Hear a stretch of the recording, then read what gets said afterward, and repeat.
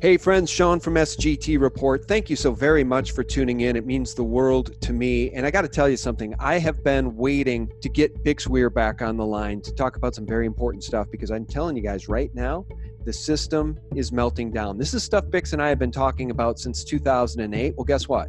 2008 has returned. I'm not kidding. I think it's really, really getting bad and getting bad quickly behind the scenes. But for those of us that are sort of digging behind the scenes, we can see it, and we're going to quantify that for you right now. Bix Weir from Road to Ruta joins us. How are you, Bix? Hey, Sean, it's good to talk to you again. Hey, man, it's great to have you. How have you been? Are you holding up? I mean, we've got JP Morgan under investigation, a RICO investigation for their hardcore crimes. I mean, literally being called a criminal enterprise, the precious metals desk over there at JP Morgan, by the DOJ. I'll tell you, it wasn't that long ago. Blythe Masters said, nothing to see here. Yeah, Blythe. Boy, do we miss her, right? Yeah, it's really interesting. I mean, to me right now, the silver thing is, yeah, it's great, but I mean, spoofing, really? I mean, that's like giving them a jaywalking ticket. Yeah, that's all that they're really narrowing in on is the spoofing, which is the fake trades that they would issue and then cancel immediately, which could be used to drive silver up or down in price. Same with gold. Never mind the COMEX futures manipulation, Bix. Oh, I mean, it's been so obvious for so long. I mean, don't get me wrong. It is great to be vindicated after all the work with GATA and all the years we've been yelling about silver manipulation. We even told them who was doing it and how they were doing it. And it is a great sign that the DOJ, remember, this is the DOJ, not the CFTC, who did 3 investigations into silver. This is the real deal. So I do think there's more hammers to fall in that area, including Blythe and Jamie. Yeah. Hey, by the way, just before we continue, I'm going to show some charts here that are going to quantify what we're talking about, guys. And then I'm going to back it up with a soundbite from our friend David Jensen, who really brings this thing home for us. But before I do that, Bix, you're being demonetized over there on YouTube, just like me, aren't you, a little bit? Demonetized, shadow banned, you name it. Yeah. Okay. Well, we're 80% demonetized here over at SGT Report. So I want to give a shout out to one of this interview's sponsors, and that's Virtual Shield. Did you guys know that DoorDash has announced that its security has been breached and hackers have unloaded the data on 4.9 million of its users? It just seems like every other day we hear about stories like these. And one of the best things you can do to help protect yourself online is sign up for a free 30-day trial of Virtual Shield VPN. A VPN like Virtual Shield allows you to create a secure connection to another network over the internet. And Virtual Shield can be used to shield your browsing activity from prying eyes, whether you're on a Wi-Fi connection at a coffee shop in a foreign country or at home. Here, let me show you how easy it is. Go to virtualshield.com and download the free 30-day trial, install it on your computer, and click connect. It's as easy as that. Once you're connected, your IP address will appear as a different one. In my case, one coming from Chicago, and I don't live anywhere near Chicago. And this month, Virtual Shield is offering a Halloween month-long special of 25% off all VPN plans and all premium add-ons for as low as a cup of coffee. So sign up for a free 30-day trial to Virtual Shield VPN and see what the hype is about. You have nothing to lose and your privacy to keep. I'll leave the link below. Okay, Bix, YouTube loves to demonetize truth. I don't think they've ever seen any truth that they haven't labeled not suitable for most advertisers. Oh, absolutely. It goes back to the deep state origin of YouTube back in the 1990s. And, you know, they love to say, oh, YouTube was founded by 3 guys at a dinner party in 2006. But we have the patent from 1999 of YouTube. And it wasn't those 3 guys. It was a guy named Mark Collins Rector, who's a deep state operative. Yeah, I've heard you talk about that in the past. And then we sort of get into the area of child pedophilia and stuff with that one, don't we? Oh, yeah. He was actually one of the few who had been arrested for child pedophilia. He got out somehow along with some of his friends. But, yeah, he was one of the few deep state guys that was arrested. But, I mean, he goes deep into – he basically owns YouTube from the shadows if he ever stood up and say, hey, here's the patent, which looks exactly like YouTube. I mean, it's an amazing patent. It was written by, I think, the deep state. So, you know, what do? You're on the platform fighting the deep state while they control the platform. Yeah, well, and that's the key word, platform. They're not a platform when they act like a publisher. So they should lose their immunity from lawsuits under Section 230 of the Communications Decency Act. And we'll keep following that story. The PragerU lawsuit, I think, is an important one.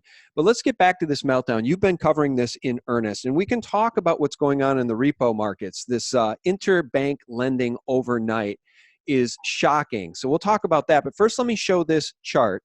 This is the M2 money stock velocity chart. And I sent you this chart, Bick, so I know you can see it on your end there as well. It's a 55-year low, guys. So as we paint this picture of the meltdown, which is in process of happening right now globally with the international banks and the Fed bailing them out, again, at our expense, Bix, let's look at chart number 2 here from our friend David Jensen.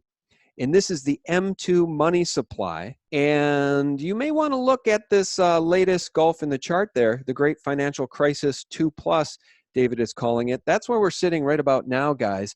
And so, Bix, let me just play this soundbite for you from David Jensen, who was on TF Metals, the TF Metals report recently with our friend Craig. Listen to this.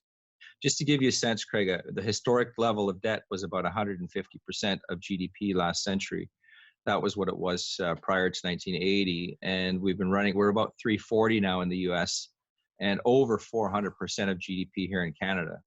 Crazy. So we've got to write down the debt. And the way you do it is issue a new sound currency that these money printers can't get at.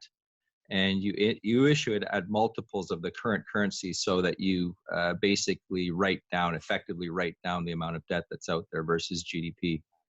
I'll pause it there, Bix. I mean, you know what he's saying there. I don't know how many of our friends, neighbors, and colleagues know what he's saying. I don't know how many of them listen to this stuff. And they're not going to hear this from the mainstream Mockingbird media. But why don't you quantify what's going on here for us, as David just did? We are drowning in a tsunami of debt, and I think the chickens are about to come home to roost. Well, I've always held, since I discovered the Road to Ruta documents at the Fed, that the Fed was going to print till kingdom come to infinity, basically, and then crash the system and move on. And one of the ways to do that is to decrease the money supply, which they've done. You know, this chart is great because it goes back to 2000 with that crisis, and then the 2007, 2008 crisis, and now we're there again.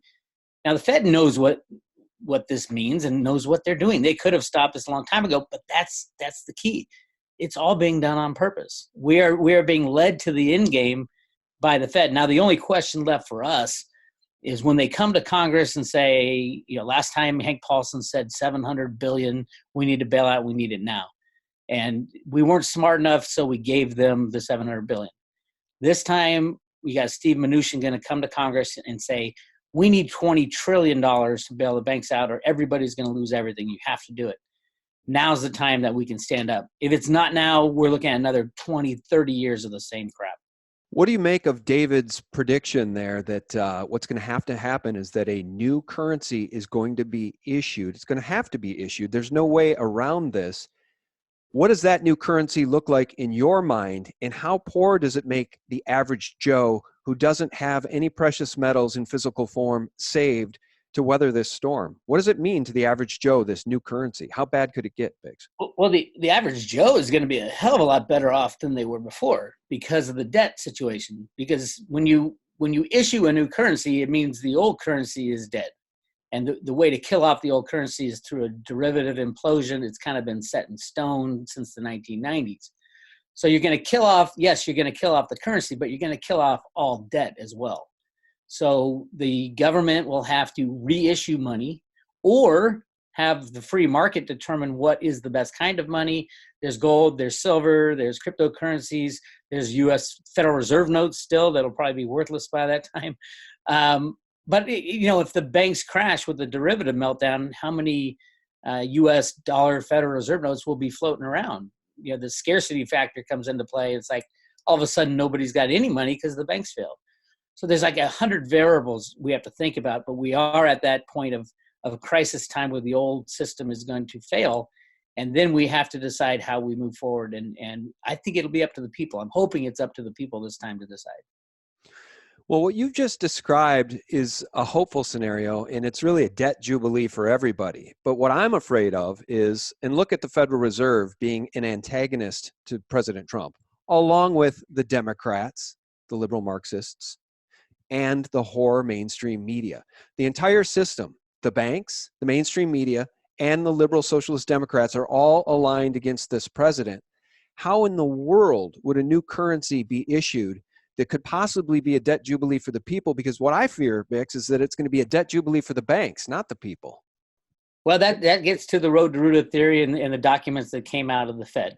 Now, the Fed in 2007, when I found the documents, they're talking about going back to a gold bullion redeemable standard. This was before the cryptocurrencies. So you'd walk into a bank and you'd give them the fiat money. Actually, they'd be US dollars. And then they will give you gold on demand, a sound system like we should have been on for the last 100 years. Is that possible? I don't think it is likely these days, mainly because of the globalization factor and the way we do business is all, you can't teach people about the gold standard and the silver standard anymore. That the horses died. It is gone. People wouldn't understand it anyway. They do understand electronic money. They understand credit cards, things like that. So a crypto solution might be in the works, but the biggest thing is people won't trust banks and they won't trust government anymore. So you're going to have a system. Gold and silver are great for that, but they're not good as a means of exchange. Cryptocurrencies, certain cryptocurrencies are great as a means of exchange, and you don't have to rely on a centralized party to tell you, there's 200,000 tons of gold in the world that Jeffrey Christian will tell you. So there's a lot of things coming to a head right now, and I mean, I'm so scared and excited at the same time because we will have an opportunity to say no more bankers during the next crash. I believe we will because people are kicking themselves for bailing out the bankers last time. And I really think that this is our closest hope in the last 100 years when they come to Congress and say we need $20 trillion for us to say, no, we're gonna go take a different direction and you bankers are criminals and hopefully we'll put a lot of them in jail. Yeah, but I've been following your video reports lately, and aren't they basically doing it now? They're not asking the people for permission. They're just bailing out the banks. Here's a piece from today, Zero Hedge. New York Fed starts new quarter with unexpectedly high $55 billion repo operation. Let's talk about the distrust between banks and the interbank lending in this whole repo operation. Do you want to just explain to people what's going on here? Because from my view, it's the Fed bailing out the banks without asking anybody for permission. It is, but they can only do it to a point. Here's, 6 months ago, I called September 11th as the day the bankers will start to have big problems, just like 2008. There was all kinds of signs headed that way. And if you look at when the repos started, it was September, it was the Tuesday, so Monday night. So the next week after September 11th, about the 17th. On the 16th, you had this huge spike to 10% on the rates, when normally that's supposed to be the cheapest of money around, overnight money. So what's happening, and see, this is all part of the road to Ruta stuff. They want to destroy the system. Now with the repos, those are overnight lending all the way up until the 23rd of September. They were just doing overnight lending, and they kept getting bigger and bigger. It was oversubscribed, like 50 million, 75 million. They did 93 million one time, and this is just overnight. So it's the banks give them collateral, which is usually treasury notes or mortgage-backed securities, and then the Fed will give the bank cash so that it looks like they have cash on the books, and it just happens over and over and over again. And then on the 24th, they had to add a 2-week repo, which is basically cumulative. So they put 30 billion in, and then 60 billion more, and then another 49 billion. So right now, for 2 weeks, they got 139 billion plus the overnight. So it's 54 yesterday or today. It was yesterday. Now here's the deal. The problem, from what I'm hearing from my banker contacts, is that the collateral being put up as for this cash is all rehypothecated, meaning there's 2 or 3 owners of U.S. Treasury notes. Which is crazy. And this is all out of the DTCC, which we've talked about many times before. So the reason the banks stop lending to each other is because they don't know if they own the collateral. Yeah. And they don't want to be caught. You and I have talked about this in detail, and I think that really popular interview we did with several 100,000 views on it is called something like "The Horrible Truth Discovery Channel Doesn't Want You to Know." What was that? Do you recall? Because we talked about this Yeah, DTCC thing, or maybe it was History Channel. The shocking the truth the history History channel. Channel doesn't want you to know. And it's about the fact that the DTCC, at the end of See, the day, none of these stock trades are ever settled in anybody's name. Guys, if you look at the billions, and I mean, we don't look, go listen to that interview. I don't want to get us too far off track here, but when you talk about the banks don't know who owns what, so they don't trust each other, it reminds me of somebody named Max Kaiser who came on my radar shortly after 9/11 talking about the bond fraud that occurred on 9/11, and he blew my mind. So that whole 9/11 story, there's a whole lot more to it than Osama bin Laden and some guys in a cave taking down 3 buildings at free fall speed on 9/11. It might amuse some people to know there was a third building on 9/11. It was called World Trade Center 7. But yeah, the bond fraud on 9/11, the bond fraud, it all continues to this day. The fraud on top of fraud on top of fraud, hypothecation on top of rehypothecation. And we haven't even talked about the hypothecated and rehypothecated gold, Bix. This entire world is built on an illusion and on fraud. absolutely, and that's where the derivatives come into play. That's why I've been screaming about, back when I was analyzing gold and silver manipulation, I remember giving a speech at the Silver Summit. I think it was in 2007 or 2006. And I was jumping up, or no, it was 2008. I was jumping up and down, screaming about JP Morgan and Blythe Masters, how they had just taken over the silver market after they took over Bear Stearns. And the biggest thing was it's the derivatives. Look at how many silver contracts are traded compared to how much silver is available on planet Earth. It's 300 times each, 300 times the amount of silver pulled out of the ground is traded on the COMEX every year. It's the volumes and I'm like, it was like screaming into the wind back then. And now it's even worse. And now everything is rehypothecated with these derivatives. Warren Buffett nailed it when he said these are weapons of mass financial destruction. To me, in the road to Ruta theory, it's a great thing. It means the old system, it's the only way to destroy the old system. But in the meanwhile, to get there, it is going to be just mass chaos. And now is the time to be a prepper on every front, the financial front, the food front, the health front. Everything is breaking down, and we have no trust in government. We have no trust in bankers. The faith is gone. And where we end up, I have no idea, but I don't want to pass this debt burden on to my kids, so this is the only way out. Hey, before we part ways, and I want to ask you something about silver. We issued an SGT report, Silver Coin, and I know you have a Road to Ruta coin, a silver coin you made at one point. I just want to ask you about your experience having done that, which mint you worked with. But before we let you go, I want your thoughts here on this next election, 2020. I just released a video on my backup channel titled basically, this is what they don't want you to know about the 2020 elections. And in that video, we basically just tear apart the Marxist, socialist, communist liberals, because that's what they are. And does it amuse you or does it piss you off to no end, like it does me and most of the listeners, to watch these people accuse President Trump of doing the very same things they themselves are guilty of doing? Yeah, it pisses me off, but I also understand that half the country is completely brainwashed by the media, by George Soros and his actions. It's a small handful of people. I mean, we're not talking a lot of people. The deep state is not, but it is a brainwash. I mean, the people I know here are great people. They just don't understand because they believe what they're told on TV and by their Congress people.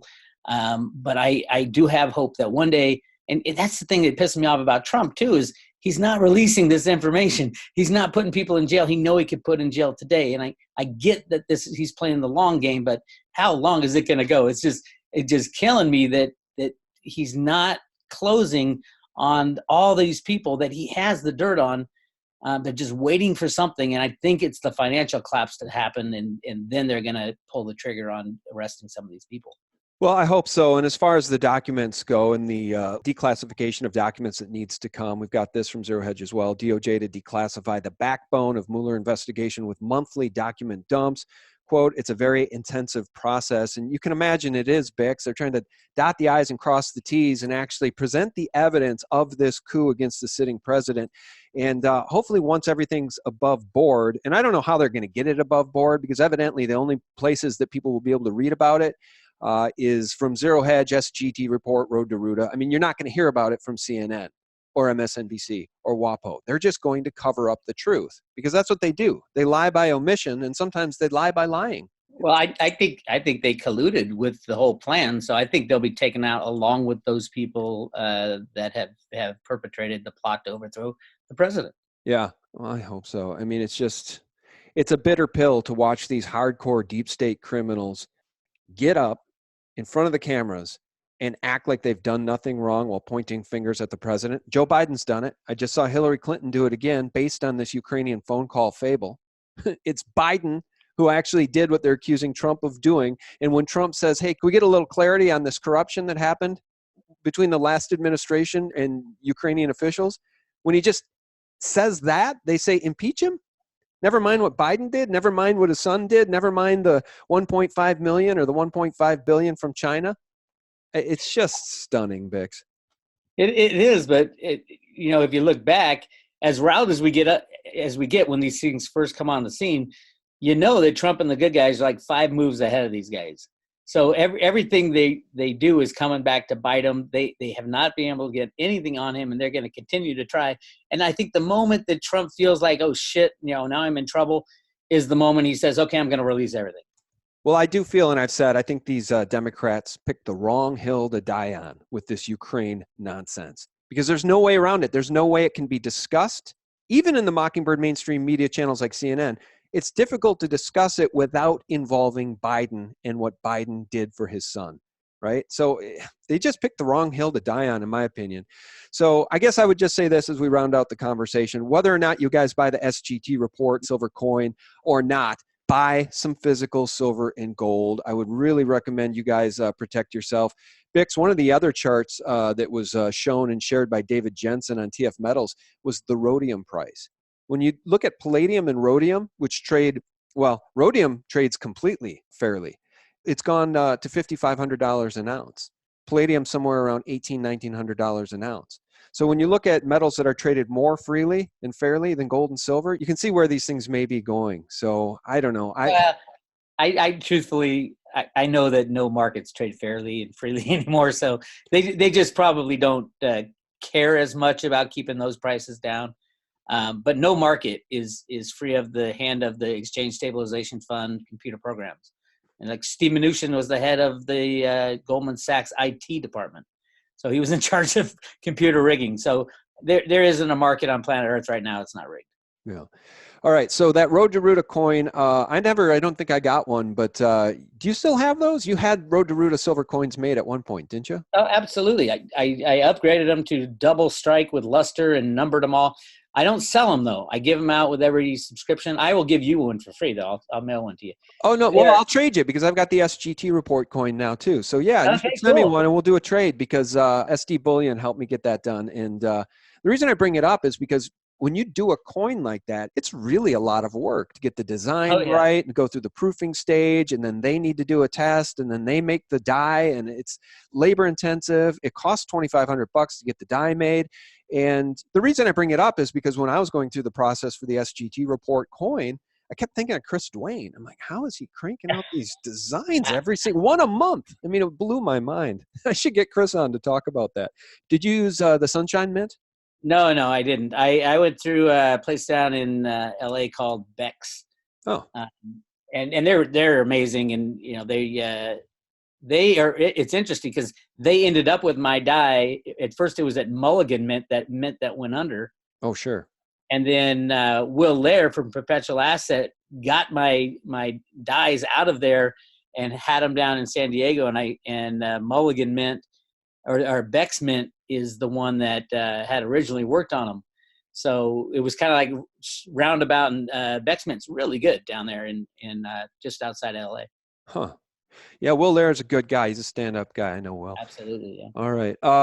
Yeah, we use the Sunshine Mint. That's the same mint that makes the American Silver Eagles, and Yep. they did a nice job. All right, but I digress, guys. Just protect yourselves. I don't care if you buy the coin that we made or not, but just honestly get out there and get yourself some precious metal in physical form. Buy it while your fiat still has some purchasing power. I'm really worried about what we're seeing happening here, and I know that you're more optimistic about the future than I am, economically speaking, Bix. But I just really worry. I just really worry that everybody's purchasing power is going to be reduced by 90% when this new currency gets introduced, and the banks will be the winners. you see, I'm optimistic only if we go through the pain of the total collapse through the derivative meltdown. Anything short of that doesn't erase the problem, and then we go forward with these banks, whatever the new solution is. Right. So I'm optimistic that it's going to get really bad. Right. All right. Well, and I've got somebody lined up later this month, I think, to come in and tell us about Ripple. He's very concerned, and he says he's got the data to prove that Ripple is the banker's solution for what comes next. And it's, obviously cryptos can be used for good or bad. And in this case, it would be bad and more bad. So we'll cover that story as it develops and bring on that guest in the near future. So Bix, appreciate you jumping on short notice here to have this conversation. Hey, thank you, Sean. Good to talk to you. Yeah, you too. Do you want to remind people about your website and your YouTube channel? You're putting up content just about every day. Yeah, I am. But all the stuff I've been talking about for so long is actually coming true. Yeah, my website is roadtoruta.com, YouTube channel, Road to Ruta, and then a Patreon channel. It's getting bigger and bigger these days, is Road to Ruta as well. So just ROADTOROOTA, you can track it down. Yeah, very good. All right, guys. Thanks so much for tuning in. Our guest has been Bix Weir from Road to Ruta. Thanks, Bix. Thank you, Sean. All right. And guys, thank you so much for tuning in. And remember, for real news 24/7, the antidote to corporate propaganda and Mockingbird mainstream media lies, you can visit us directly at sgtreport.com. Thanks for tuning in, guys. God bless. Bye-bye. What's going on now is the single greatest scam in the history of American politics. The Democrats want to take away your guns. They want to take away your health care. They want to take away your vote. They want to take away your freedom. They want to take away your judges. They want to take away everything.